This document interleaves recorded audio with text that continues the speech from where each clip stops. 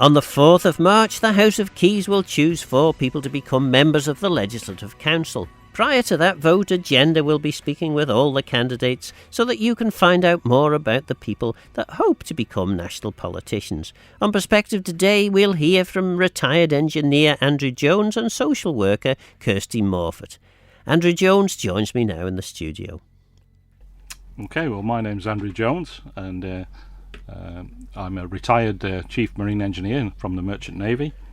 I have 2 children, 1 grandson, and hobbies, classic cars, full-time granddad really, and obviously meeting and catching up with friends and socialising with them. So you mentioned the Merchant Navy there. I mean, what more can you tell us about that? I mean, in terms of your experiences there, is that something you've done all your life, pretty much? Well, yes, I served a 4-year apprenticeship at the Isle of Man Steam Packet Company as a apprentice marine engineer, and I worked for the Steam Packet for 11 years, and then I decided to pursue a proper full-time seagoing career.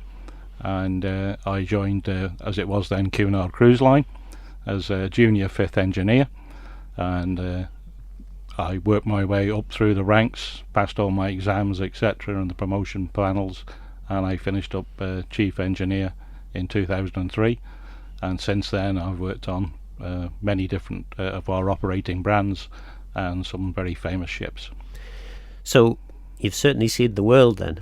I've been around the world many times, yes, and worked with 50 plus nationalities on each ship and multi-disciplined workforces, yeah. And I guess that will help in relation to what you're about to do. You're putting your name forward for LegCo. Experience outside of the Isle of Man is something you have. Well, yes, it is, yeah, but it very much feels like coming full circle, because obviously I've had a very interesting and challenging career, and I started in the Isle of Man, and I'm back here now, retired, and with 62 years of life experience and 45 years at the very top of my game in a very demanding industry. I have learned a lot, and I have a lot of experience. I'm highly skilled, highly qualified, and highly trained. So why the Legislative Council? I mean, there's a Keys election coming up in just over a year's time. Why LegCo? Well, I think my skill set, my age, my experiences are best suited for LegCo rather than being an MHK. I see being an MHK as more of a career, and to really make change and make change happen. And I'm used to working to a plan, sticking to a plan. Plans are fluid, they change. So, if I wanted to be an MHK, I'd have done it 25 years ago and had a 25-year run at it, hopefully. And if you have the right plan, the right policies, the right experiences, people will back you and continue to back you. So then, what is your motivation, I suppose, for standing for LegCo? Presumably, it's not. Well, I don't know. You tell me. Is it? What? Yeah. Why do you want to be? Well, the Isle of Man's been very good to me. It's been very good to my family. Over the years, I was educated and trained here initially. I've had a very successful career, and I've learnt all these skills and attributes. And I wish to give back to the Isle of Man people, the Isle of Man way of life. I've always been an unofficial ambassador for the Isle of Man. I've always sung the praises of the Isle of Man when I've been around the world, when I've been meeting people. When you're meeting 1, 2, 3,000 people every week, it's surprising. Everybody knows something about the Isle of Man, whether it's DT races or the Manx cat or kippers, or even certain individuals sometimes come up, do you know so-and-so? And yeah, so it's not so much about me, it's about what I can bring, to the table and to the people of the Isle of Man. And I suppose then the next question would be in relation to the work of LegCo. I mean, what do you understand the role to be? Well, I think it's very much a role of two halves. Obviously, legislation and looking at the legislation that's placed before you, analysing it, scrutinising it, making sure it's fit for purpose, that it does what it says on the can, and at the end of the day that it'll work, and obviously coming up with suggestions etc., to make it work better, and so that I can share my experiences and pool my ideas with the rest of the LegCo team to ensure that we get the best result for the Isle of Man. And in relation to I suppose representing, who do you think you represent in Legislative Council? Well, you represent the Manx people and the Manx way of life. Which is a great answer, yes. Yeah. How do you go about doing that? Because obviously the Keys retain that kind of direct involvement with the electorate. But what would you see as your responsibility to the Manx public in terms of looking at legislation and making sure it fits? Well, I see myself very much as the guide dog and not the guard dog. I'm there to help and support legislation as it's placed before us, but a guide dog can still growl, it can still bark, and it can still bite, and it's my job to make sure that the views of Manx people, Manx way of life, and the reputation of the Isle of Man are upheld at all times. And then in terms of bills, obviously you will relatively quickly, once you are assuming that you're elected to LegCo, you'll relatively quickly get your first bill to look at. How do you go about doing that? What are the things that the processes, I suppose, that you go through when you're looking at a bill? Well, I'm very used to working in a legislative framework with rules, regulations, whether they're international rules and laws or company rules and regulations. So I'm very familiar with reading, digesting, understanding, interpreting, and following rules and regulations. I've spent 45 years doing that. But I'm also used to changing them, amending them, and submitting proposals for change, etc. So I have a very good understanding of what the role is, and delving into the detail. But some of these bills can be, 1, 2, 3, 400, 500 pages. So it's not a case of just reading them. You have to understand them as well. And in terms of that understanding, what are you looking for? Because obviously there's going to be policy behind a bill, but there's, I guess, a whole range of other things that come out of that policy. What things are you looking at, perhaps to ensure that the bill does, and then perhaps also to check to make sure the bill doesn't do certain elements? Well, it obviously has to be legal, it has to be sustainable, it has to be affordable. It has to be practicable. It has to be in the best interest of the people of the Isle of Man, and the Isle of Man's reputation. There's many aspects to it. Yeah. And then in terms of your potential role, I mean, if you are elected, I'm pretty confident that within hours of your election, you will be being wooed by various ministers seeking your services in their department. Where do you stand on that? Are you eager to participate person, keen to get involved in departmental work, or do you take the view that actually you need to retain independence and sit outside of departments? No, I think, as I said, I think it's a 50-50 split. I think committee work, working with departments, is a fundamental part of the role at the moment. And obviously I bring a wealth of experience across many subjects, and I'd be very happy to work in any department that would be happy to have me. In relation then, as I suppose, your role in terms of merchant shipping, obviously you were in a position there where you had, I guess, a degree of authority over your particular area.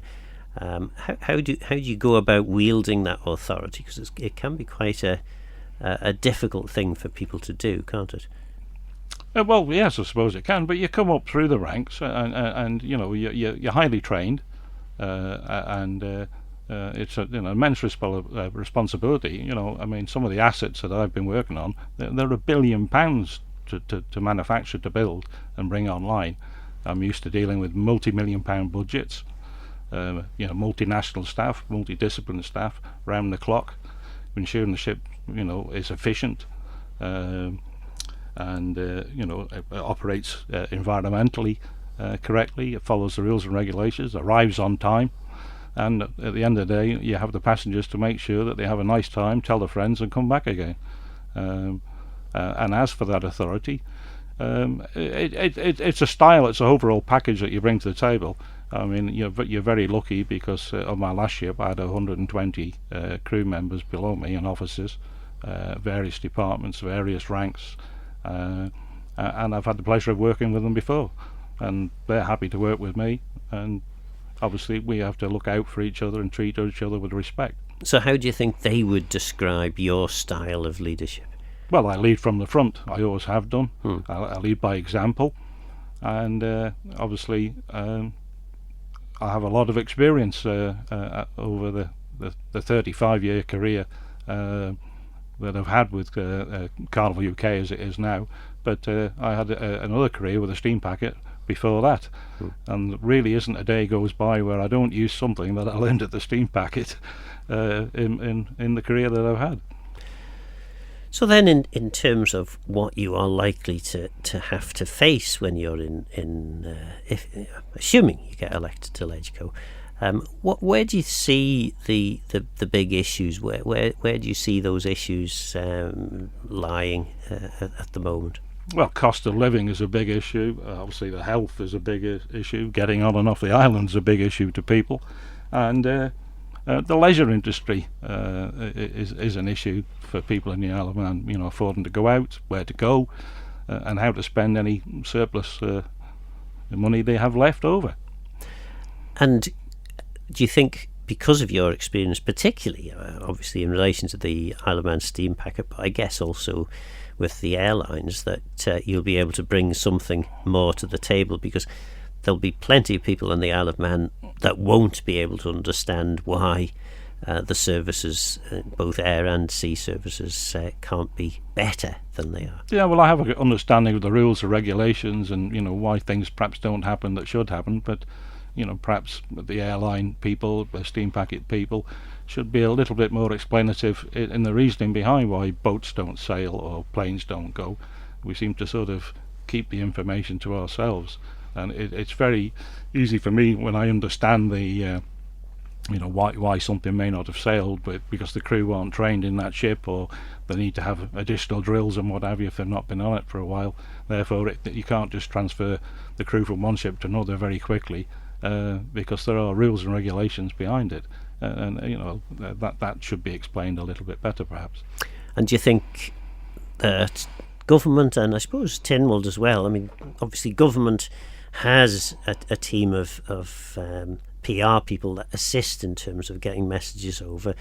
Tynwald less so. I mean, perhaps it's that. I mean, there is an information officer, education officer, I think, in Tynwald. But do you think that the public are made as aware of what's going on in Tynwald as perhaps they should be? And do you think government is as good as it could be in terms of communication?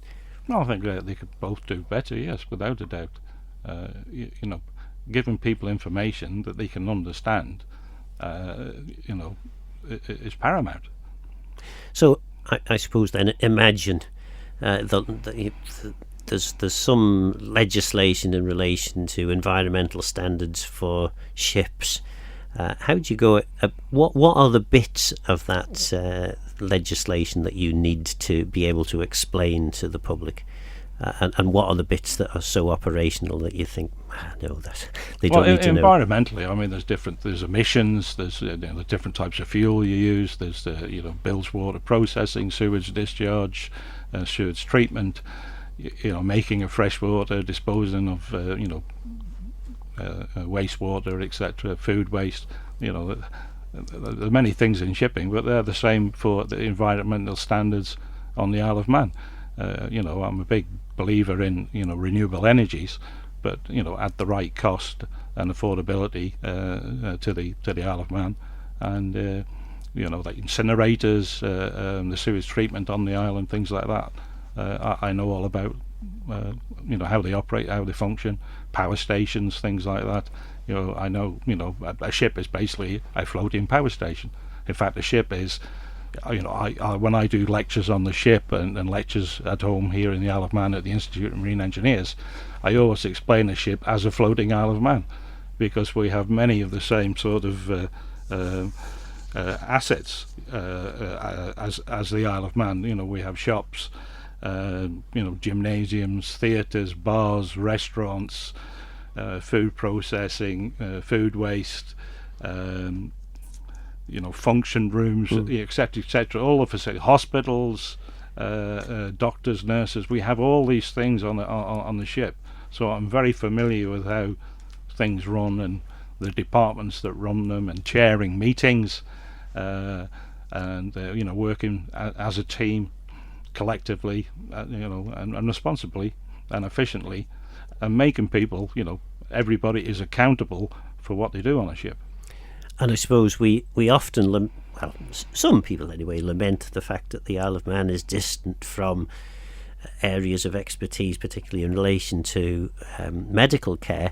But we're only an 80-mile trip away from Liverpool. I guess on your ships in previous times, you could have been thousands of miles away, and you have to make it work, I guess. Well, you're totally self-sufficient, yeah, and you have to make it work. And I'm used to very challenging times on board, and analytical thinking, strategic planning are a fundamental part of the role. So you've assume then you've been elected to Legislative Council, and you are being wooed by departments. Have you got any particular preference? Do you think it's helpful to have people who know about, in your case, marine engineering, to be it's not just in marine the infrastructure engineering. I department? know, about all sorts of engineering and electrical things. As for getting elected, there should be a cross-section of society and a cross-section of skills available in government to give it a finer balance. And I think that I bring a better balance to government and to the understanding of the subjects that I can bring to the table. And do you think your skill sets, I suppose, trying to think of the way of asking the question, that they are transferable? So effectively, what you've learned and what you know is specific to certain circumstances, but can you take what you know and how you've been trained and effectively adapt that to different it's applicable ashore as it is at sea. Let's just take the power station. The power station is basically the same as it would be on a ship.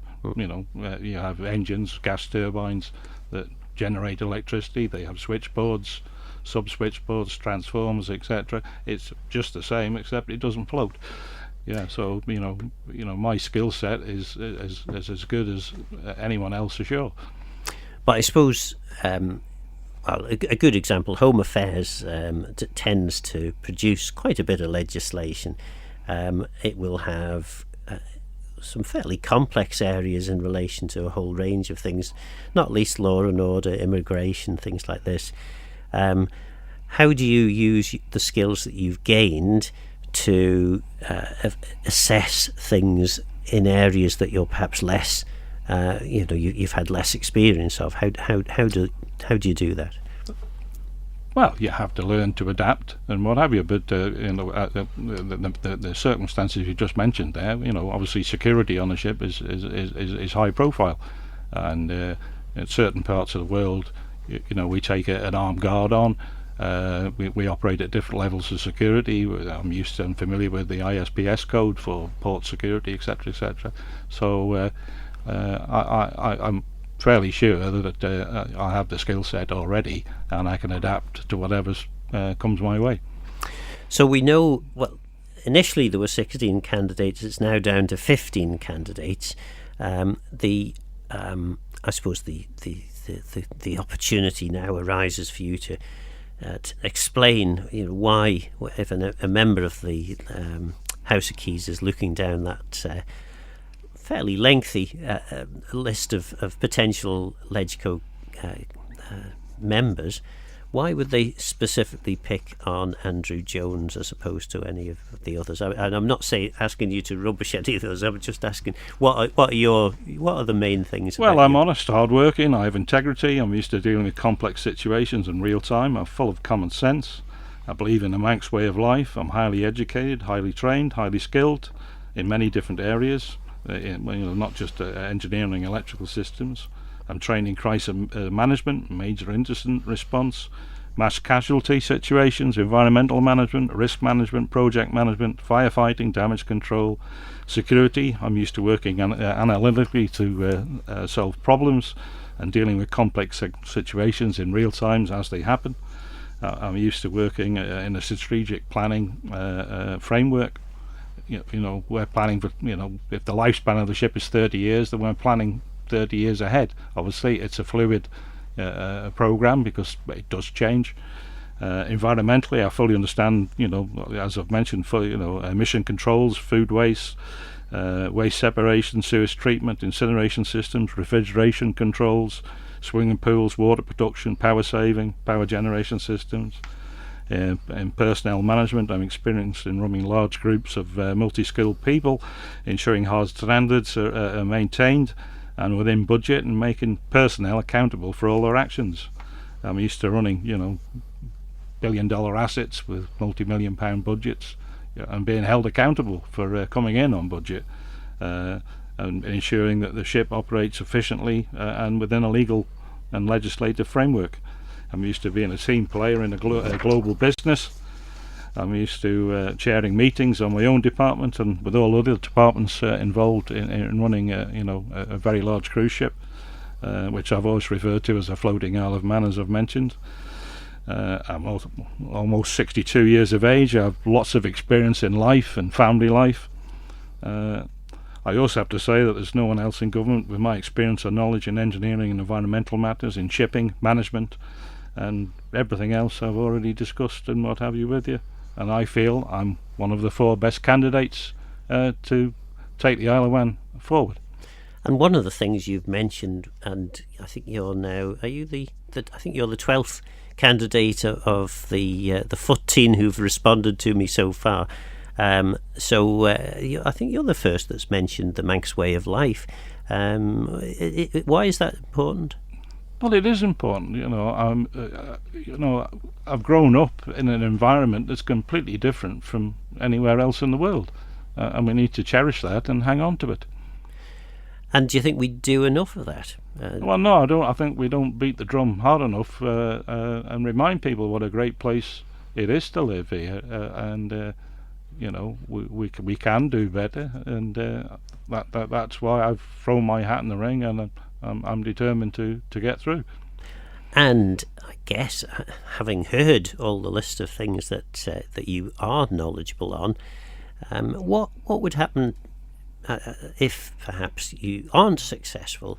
Would you still be open for offers if somebody, a minister's been listening to this and thinking, actually, that fella, he'd be really useful, maybe I could pick his brains on a few things? Would you still be open for those sorts of conversations? Well, most definitely. In fact, I've had a number of conversations with people in government already.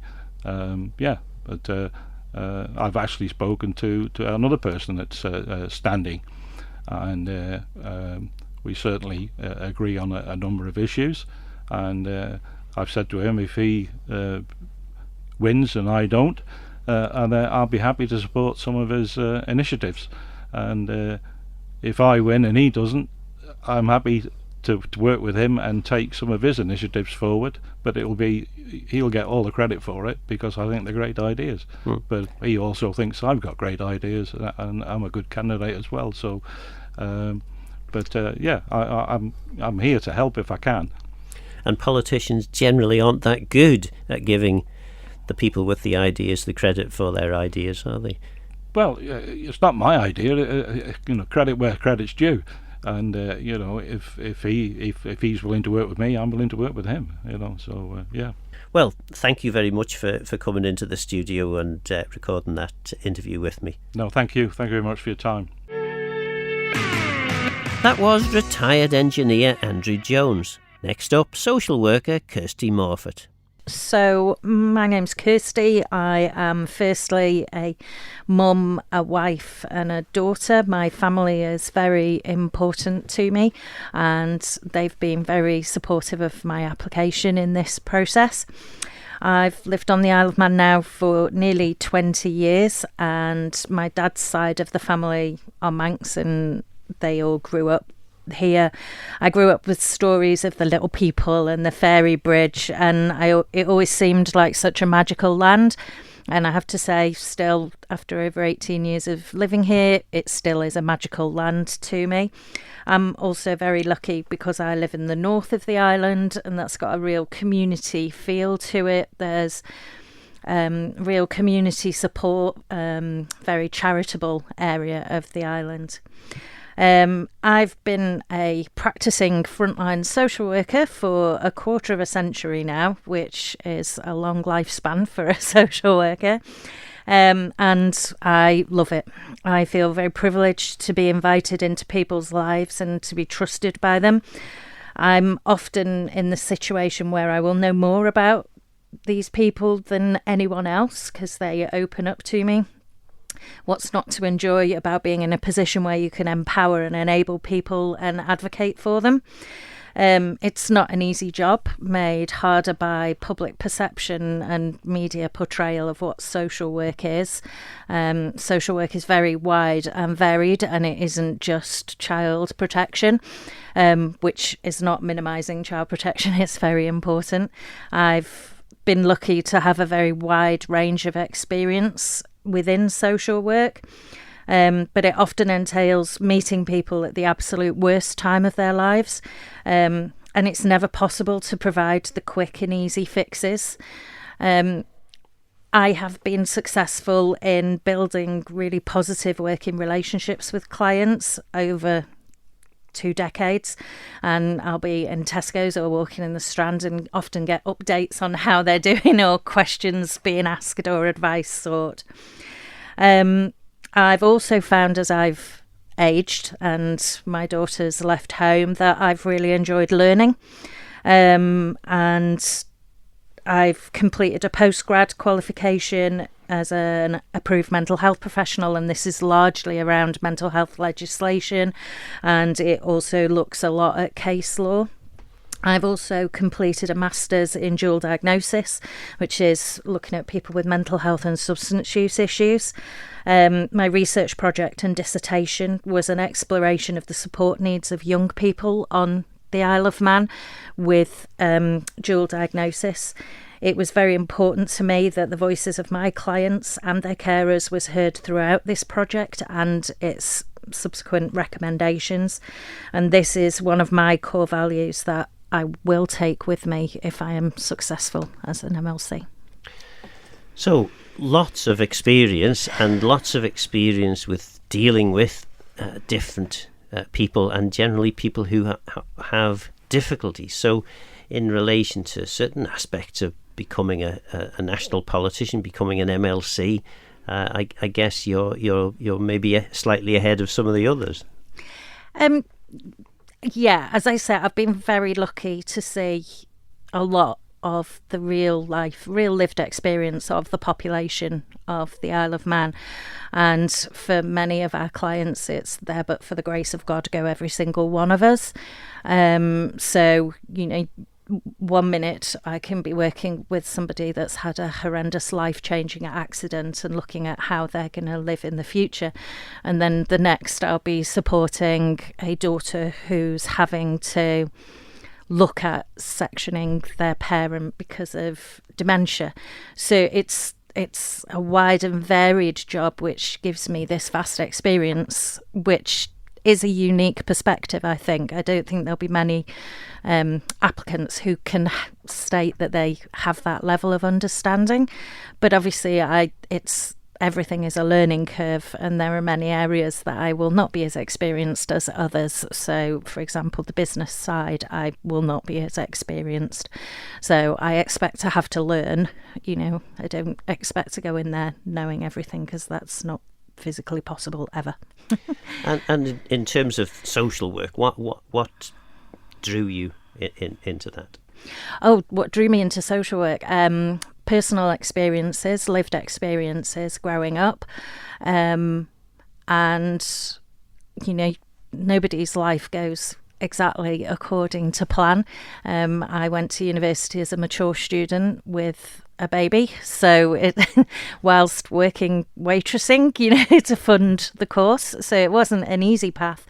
But I would recommend social work to anyone. It's a wonderful area of work, and I love it. So yeah, hence why I've carried on working as a frontline practitioner.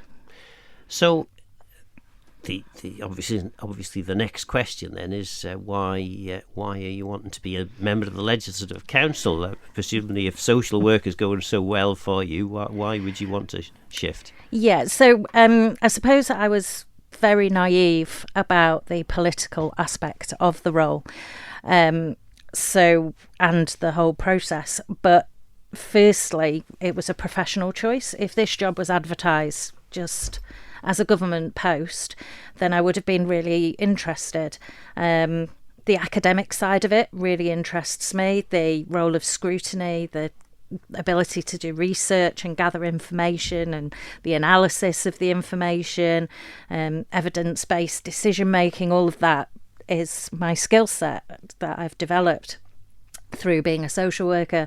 I also have a very wide and varied understanding of legislation, and I've worked in lots of different areas of legislation and utilised it. So children and families, criminal justice, mental health. But there was also a personal choice, a personal aspect to me making this application. You can often feel when you're on the front line that your voice and your knowledge and your experience isn't heard. And this is an opportunity for me to use that and make that heard. It's also a very significant way for me to pay respect to many of my clients, and continue to advocate for them on a much larger scale. I can ensure that their real life experiences of legislation, or the lack of it, is considered, and it allows me to be part of something bigger. I suppose I've spent years as a social worker, and we're really good in the office at whinging and whining about policy and about legislation and how that can hinder actually supporting people. So it felt like, well, if I'm going to keep whinging about it and I have an opportunity, I should take it really to make that difference. So that's my reasons for applying. Because, of course, in your role, legislation is really a very important aspect of the consideration of any case, I guess. Yes. The legislation, or the lack of legislation, can really impact on the level of care, support, advocacy that you can do for any individual client. And a lot of it, the public don't really know or understand until they're in that very difficult situation. And obviously it's my role to try and support them through that. But quite often there's only so far you can go. You cannot fix everything. There isn't a fix for it. So the opportunity to highlight those issues and to, with new legislation, try and ensure that there aren't these unforeseen consequences is a big motivating factor for me. And of course that's partly down to the fact that legislation tries, or when legislation is made, legislators try to foresee all circumstances. But as you've described earlier on in the interview, you're dealing generally with people who are in quite difficult and often unusual circumstances, and you can't guess every single circumstance, and if the law doesn't allow for you specifically to help someone in a particular circumstance, then you can't do it. And I guess that's the kind of thing that you come across in the work. Yeah, and I suppose that's one of the things I can bring to it. As a social worker, you look at every person as an individual, and they are unique.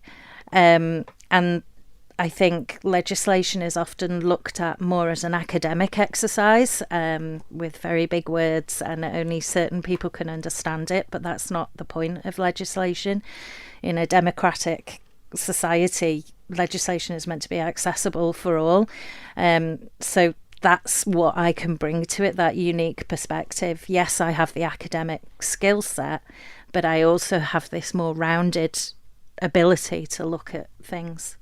And is that, to a certain extent, I suppose, part of the role of being a politician, being, in your case, being a member of the Legislative Council, is to try and help interpret some of the more complex and difficult aspects of law? Yes, it's to help interpret, but also to foresee situations where the way something is worded may prohibit somebody from getting support just from not providing a definition, or because we don't have as much case law on the Isle of Man as they do in other countries. So, you have to really prioritise getting the legislation right first time. And I guess things are changing at quite a rapid rate as well. I don't know, but things like social media are causing all kinds of levels of upset and distress to people that perhaps, well, it wouldn't have existed maybe 20 years ago because there wasn't really that much social media around at that time. So legislation will need to catch up with that. And I guess as well, where we are at the moment, we haven't really understood what the rules for social media are. No, and I mean, issues like online exploitation, grooming, never existed when I first qualified. That wasn't a thing. And it's very important as a Minister of the Legislative Council that you keep up to date with all of that. I think a lot of the problem we can have is that issues are looked at in almost a sort of train line way. You're very single focused, whereas it's important to look at issues holistically. So not just go straight for the English legislation, but look around at different countries and see what they've managed and look at their success and failures and try to learn from them before we go down that same path. I'm thinking particularly around the capacity bill that's, the legislation and the secondary legislation that's coming. There's lots of lessons to be learnt from different countries about that. And so it's the learning aspect of the role, I think, is very important. I'm not socially media savvy at all in any way. I'm 50 years of age. I'm never going to be able to catch up with my daughter or some of my younger clients that I've had. So I will also have to make sure that my research and my learning reaches out to people with much more experience than me, so that I can, exactly the same as I've been frustrated as a social worker when my voice hasn't been heard, I need to ensure that their voices are heard as well. And I guess, as again, you've possibly identified one of the issues, one of the difficulties that you'll face as a legislator. On the one hand, we try and make legislation, particularly in relation to social work, healthcare, teaching, as similar as possible to what's happening across the water, although of course, with the devolved assemblies and parliaments, you don't always have the same set of legislation even across the UK. So on the one hand, there is that desire to try and make it as simple as possible so that someone moving into the island from the UK can easily understand our system. But then on the other hand, the UK is probably not the greatest example of success in many fields as perhaps it may have been 20 or 30 years ago. I think it's also important that we embrace the fact that the world's a much smaller place now, whereas migration and ideas mainly used to come from the UK. Now it's just as easy to research, I don't know, an example maybe restorative justice and how they've moved forward with that in Australia and New Zealand. They're decades ahead of the UK, and it's about ensuring that we open our eyes and look around rather than just making assumptions and going for what may seem the quick and easiest option. And actually, you mentioned about penal reform. We had a guest on Agenda not that long ago from the Howard League for Penal Reform, talking about Texas and what's the word I'm looking for? Modern ways of looking at how you can actually, rather than just throwing people in prison and throwing away the key, you can actually find ways in which you can help them actually become or gain a meaningful part of society again, and save significant amounts of money. Yeah, I suppose I also look at that from a human side as well. I've worked within criminal justice extensively, and these are human beings who have value, and to write them off at 18 for a single offence seems quite a waste, really, knowing some of these people and knowing some of the skills and the attributes and the personality traits that they have. And I would always advocate for rehabilitation. I think anyone that says they've never made a mistake is not being honest with themselves, and if you don't make mistakes you can't learn. So it's about giving people every opportunity to learn, and yes, so I mean there will always be, well, I believe there will always be a place for prisons because we have to protect society. I'm not advocating that, doing away with prison at all, and there has to be an element of punishment for offending. However, how we do that, there's the criminal sentencing bill coming up. There are options with criminal sentences, again, from other jurisdictions that could be looked at. There's different ways of sentencing that could be looked at. There's different ways of, the Scottish criminal justice system at the sentencing side has areas of value. So I suppose, again, what I'm saying is this, it's again very social worky, but this holistic approach to everything of looking in the round, not being focused on one area and using a clear evidence base, what works, then that's what I believe we should follow, and that's how I would tackle the role. So one of your roles as a member of the Legislative Council obviously is to scrutinise legislation. So imagine a bill comes forward, I don't know, I'll pick something out of the air which I don't know, you may or may not know about, but let's say a forestry act. There's a forestry bill coming forward. I mean, I don't know that there is, but if there was, and you don't know anything about forestry, how do you go about approaching that bill? What are the steps that you would take? So the first step is obviously to understand the aims and the context, because obviously the policy is made by the MHKs, and we need to understand what that overarching aim of that piece of legislation is.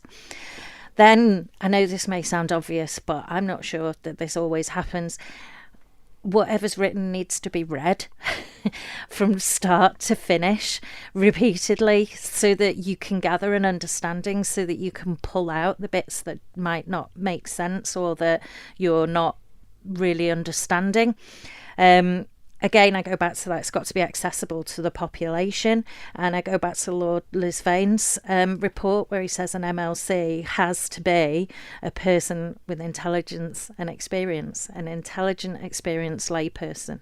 So that's how I will be looking at and reading any legislation. You would have to do your research around what's already out there, what's needed.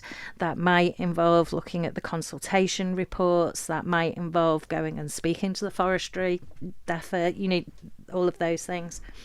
Then you have to do the analysis, which obviously my master's drummed into me how to analyse. It's really important that you have that debate with colleagues, because the importance of multidisciplinary working, everyone's point of view is valid, and you have to gather that, and there's always going to be things that you've not thought of. You have to almost do a stress test. You have to look for those unforeseen consequences. Is it enforceable? How could it be circumvented? What are the loopholes? Is it just? Does it fit with the Equality Act? How does it sit with all the other legislation? But also, I think is really important is what are the costs of this legislation? Because it's all very well to have fairy tale, blue sky thinking legislation, but the reality is it has to be enacted, or otherwise it's just a piece of paper, and there can be huge costs attached to that. So the discussion you have to ensure that discussion has been had as well and is understood. And obviously, ultimately, as a group of MLCs, we can make recommendations. Whether they're taken up or not is not in our power, but we can make those recommendations, and that's the point for me of the role. So, you sort of touched on there that legislation can be quite expensive to enact. It's not so much that it's expensive to enact, it's expensive once it's been enacted, because you then have to employ staff and you have to make it work and you have to enforce it. Part of your role is to sit in Tynwald and vote on things such as the budget, which we've had fairly recently go through Tynwald. Whilst you're not overtly political, there is a kind of political element to this, isn't there? You are effectively, in that case, deciding on policy and certainly deciding on finance. Yeah, I had a very interesting meeting with a current MLC as part of my research for this, and she was, she said you can contribute to the debate.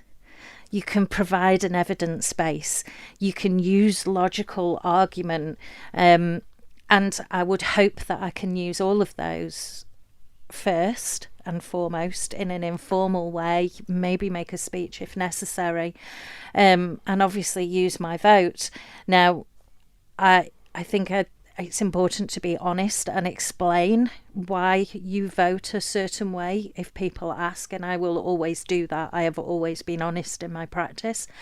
But I am a social worker and I have a very strong set of core values, and I will stick to those core values. I have integrity. So if there is something that goes against those core values, everyone who knows me will know that I will vote according to my core values. So I know lots of people say that MLCs are MHK's puppets, but if they want that, then that's not really me. My core values are what dictate my actions. And if you are successful, you'll probably be wooed by several ministers to join a department. How do you feel about that? Yeah, I'd be happy to join a department. I understand that I'm not there to make policy. However, I do have a wealth of experience and knowledge that would be useful in different areas, and I would hope that would be used. I'm putting myself forward to be of use to the population of the Isle of Man, to be an asset. So yeah, any way I can be used, I'm happy to do that. And the final question, really, I mean, this is probably a 90-second nutshell, but why would they pick Kirstie Morphet? There's 14 other candidates. Why you? Yeah, and all the other candidates are very skilled, and it's a difficult decision for them to make. However, if the MHKs want someone who cares about the island and its population, who understands legislation and the importance of good legislation, who will be honest and hardworking and have a unique and varied understanding of the Manx population, who has all the necessary skills to scrutinise legislation, research and gather evidence, analyse, debate and make recommendations, then the MHKs should be voting for me. Where do you see the fundamental issues? What do you think they are? Okay, so I would stick to the role of an MLC. So I'll be sticking to the kind of the legislation side of things. So for me, the biggest ones are firstly the housing crisis, the housing legislation, the issue of homelessness. And although we have a housing policy, there's still been no provision of housing for homeless people. We have no emergency accommodation whatsoever and are using B&Bs. Secondly, I've been involved in the consultation on the Health and Social Care Bill, and I would want to question why the Health and Social Care Bill is going ahead when we still haven't had the very important debate and decision making on how care is going to be funded.